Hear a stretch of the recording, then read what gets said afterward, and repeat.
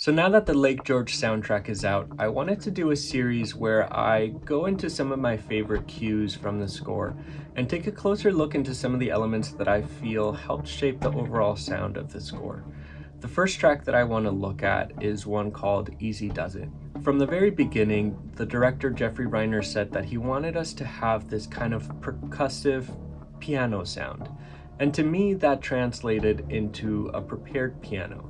So I took my upright piano and I put a bunch of different things in it and started recording it in different ways so that I could then use it when I was actually composing music to picture.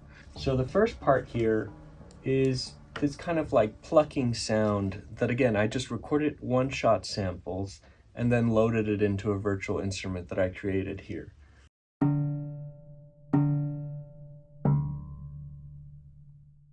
So you can hear it's kind of very simple, but then together with another sound, it started sounding like this.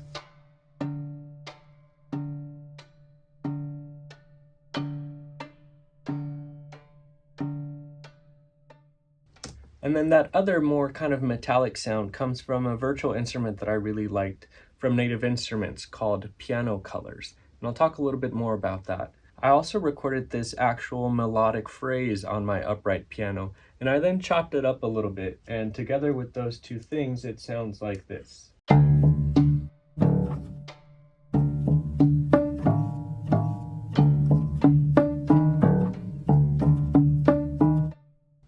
So you can hear it's got some really interesting colors on my prepared upright. And the phrase is also a bit unusual. It's in 7/4, and it's also chopped up because later on I presented it in its entirety. And so using that phrase with those other two elements in conjunction with another instance of piano colors.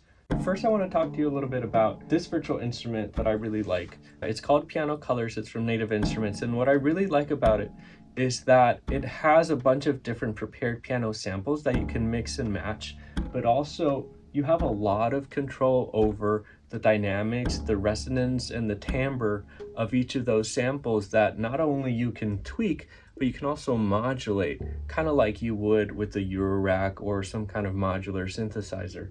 And so that was really appealing to me because then the sound is just kind of like always evolving. So in conjunction, these four layers sound like this.